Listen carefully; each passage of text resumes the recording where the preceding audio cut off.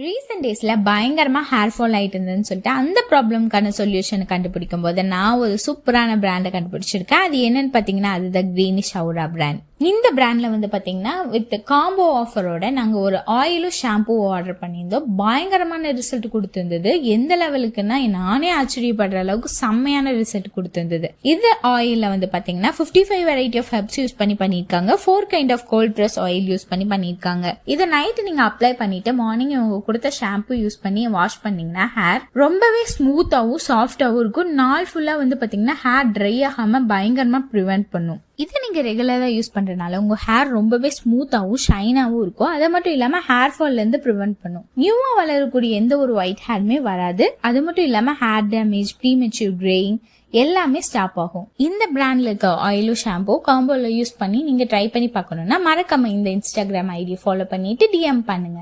அவ்வளவுதான். பாய்.